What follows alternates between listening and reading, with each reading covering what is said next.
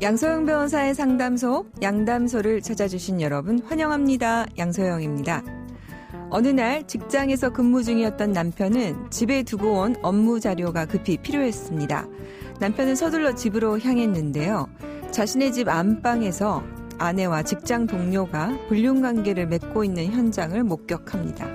불같이 화가 난 남편은 이혼 소송을 내는 동시에 주거 침입 혐의로 아내의 외도남인 직장 동료를 검찰에 고소했는데요. 아내의 승낙을 받고 집에 들어간 외도남에게 주거 침입죄가 성립할까요? 법무법인 승인 양소영 변호사입니다. 네, 아내의 허락을 받고 집에 들어간 불륜남, 주거 침입죄가 인정이 되었을까요?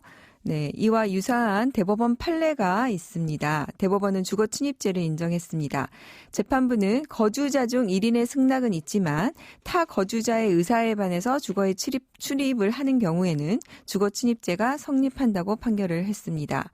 비록 집주인인 아내의 승낙을 받고 집에 들어갔다 하더라도 다른 거주자인 남편의 의사에 반한다면 그 사람의 의사에 상관없이 주거의 평온에 반하기 때문에 주거 침입죄가 성립한다고 본 것이죠. 네, 주거권자는 사실상 그 공간에서 생활을 영위하는 자를 말합니다. 그래서 임대인이 자기 소유인 집에 들어갔다고 해도 임차인이 있다면 그 주거권자는 임차인이기 때문에 임대인도 주거 침입죄에 해당이 되고 있습니다. 얼마 전에 이와 관련해서 그 주거 침입을 인정하지 않는 판례가 항소심에서 나와서 이 사건이 혹시 대법원에서 다른 결론이 나오는지에 관해서 관심을 좀 갖고 있습니다. 저도. 그러나 이게 저는 의사에 반한다면 주거 침입이 인정이 된다고 봐야 하지 않을까 생각하기 때문에 대법원 판례가 변경되지 않았으면 하는 바람에서 한번 소개해봤습니다. 양담소에서 함께 나눠볼 법률 궁금증이 있으시다면 YTN 라디오 양소영 변호사의 상담소 홈페이지에 남겨주시면 됩니다. 화나고 답답하고 억울한 당신의 법률 고민 함께 풀어볼게요. 오늘은 백수현 변호사님과 함께 하겠습니다. 변호사님 안녕하세요. 안녕하세요. 네, 전 늘 느끼는 거지만 백 변호사님은 참 웃는 모습이 너무 좋으세요. 감사합니다. 이렇게 환하게 웃으시면은 마음이 되게 평온해집니다. 네, 늘 저하고 같이 일하실 때 저에게 평온함을 주시는 우리 백 변호사님. 오늘 질문은요. 오늘 항원이혼이 참 많은데요. 결혼 후에 최단기간 이혼을 하는 경우가 또 많이 늘고 있지 않습니까? 요즘 좀 상담을 하다 보면 실제 사건을 하기도 많이 하는데요. 이게 네. 실제로 이렇게 금방 사실 한두 달 아니면 혼인신고도 안 하고 헤어지신 경우 사례를 많이 좀 접할 수 있어서 좀 안타까운 그런 부분입니다. 네. 오늘 그래서 준비된 사연을 듣고 한번 얘기를 나눠보도록 하겠습니다. 저희 두 사람은 결혼 중개업체를 통해서 만나 짧게 연애하고 결혼했습니다. 결혼을 결심하고 상견례를 할 때까지는 별다른 문제가 없었지만 결혼식을 준비하는 과정에서 조금씩 의견차가 있었죠. 하지만 서로 조율하면서 큰 갈등 없이 결혼을 진행했는데요.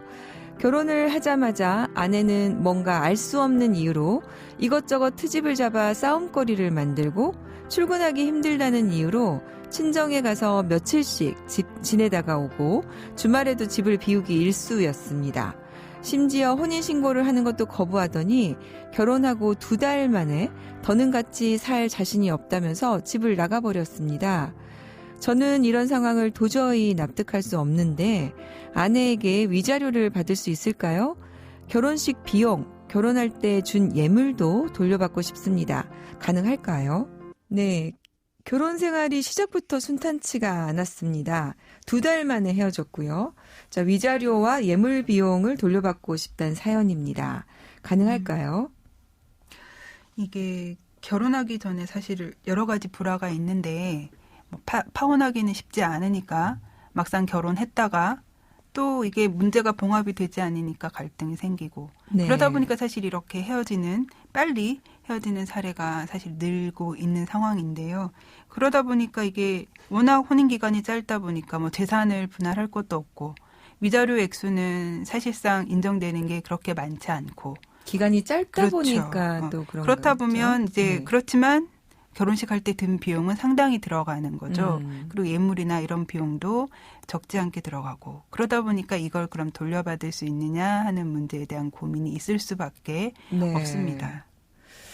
그게 지금 이제 이게 지금 또 예물이 굉장히 금액이 크잖아요. 그렇죠. 자, 이렇게 예물을 다시 돌려받을 수 있겠습니까? 예물이 뭐 말하자면 선물인데요. 네. 사실 그러면 준 선물을 돌려받을 수 있느냐 이 문제인데 이게 네. 법적으로 보면 그 약혼식하면서 주고받은 예물은 이제 혼인하는 걸 전제로 이제 증여하는 것, 주고받는 것이기 때문에 결혼을 했으면 사실 돌려받을 수가 없습니다. 그러니까 아무리 혼인 기간이 짧았다 하더라도 약혼 예물을 돌려받을 수는 없는데 그렇다면 그럼 결혼할 때 주고받은 결혼식을 앞두고 결혼 예물로 주고받은 예물의 경우에는 어떻게 볼 거냐 하는 거를 법원에서는 이게 혼인이 상당한 기간 동안 존속하지 않으면 해제할 수 있는 증여다. 아, 네. 네네. 그렇게 보고 있거든요. 그러니까 반대로 얘기하면 결혼이 상당 기간 존속한 경우에는 반환 청구를 할 수 없고 반대의 경우 상당한 기간 동안 존속하지 않았다라고 하면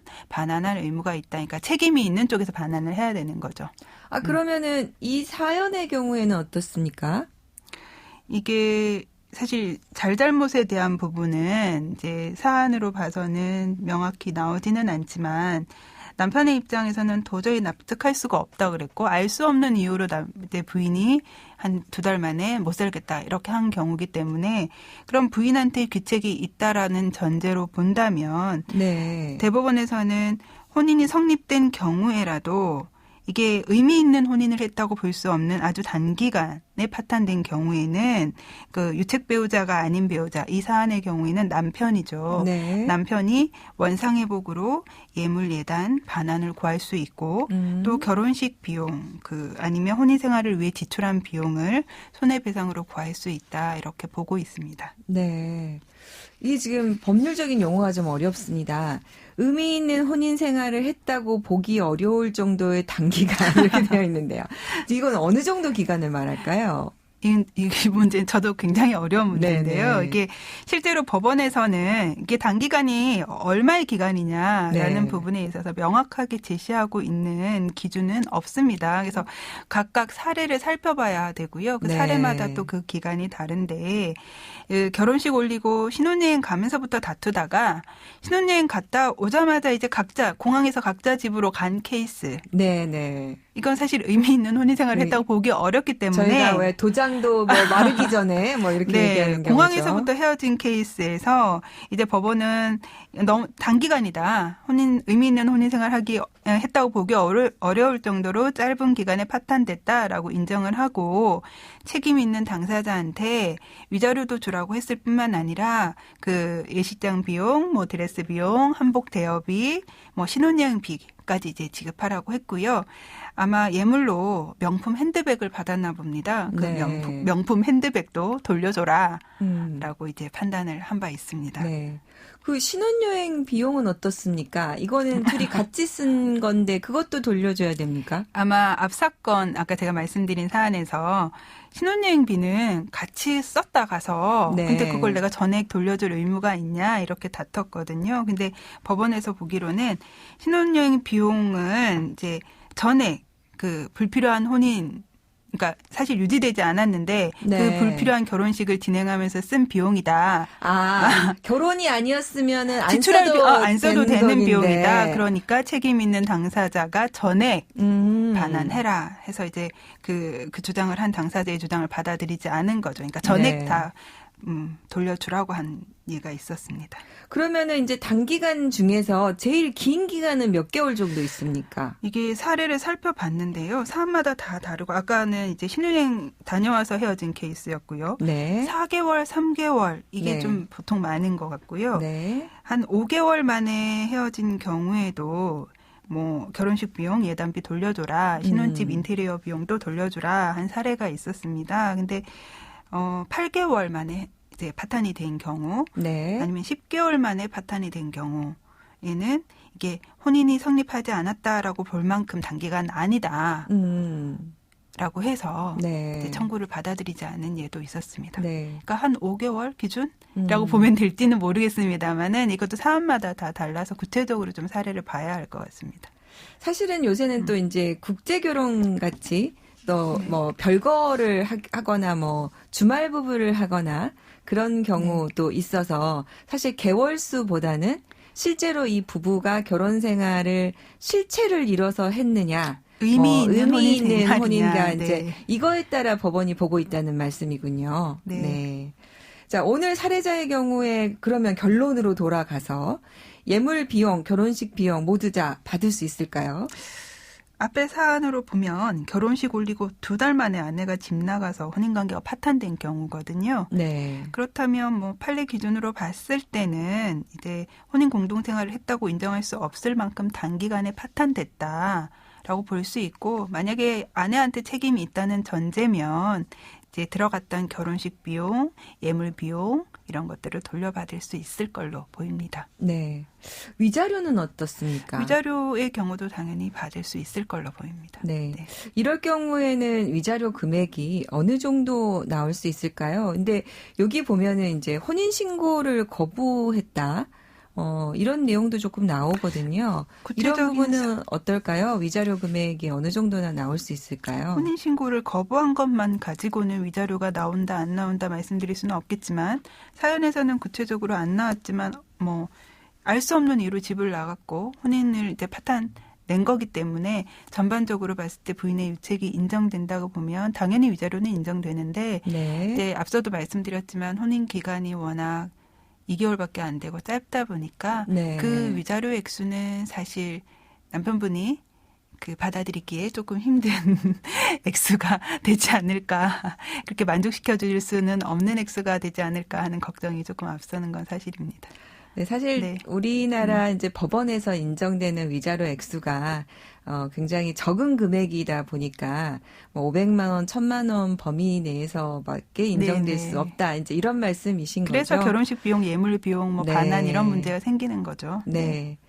그래서 이제 이렇게 이제 법원이 손해를 위자료로 대신 이렇게 인정을 해서 위자료 금액으로 넣어주는 경우도, 그 금액으로 인정해주는 경우도 있기도 한 것 같습니다. 네, 오늘은 그래서 신혼으로 단기간에 혼인이 파탄된 경우에 대해서 우리 백수연 변호사님과 함께 알아봤습니다. 변호사님 도움 말씀 감사합니다. 감사합니다. 양소영 변호사의 상담소 양담소는 내일 또 문을 엽니다. 끝곡 임정희의 시간을 되돌린다면 들려드릴게요. 양소영이었습니다.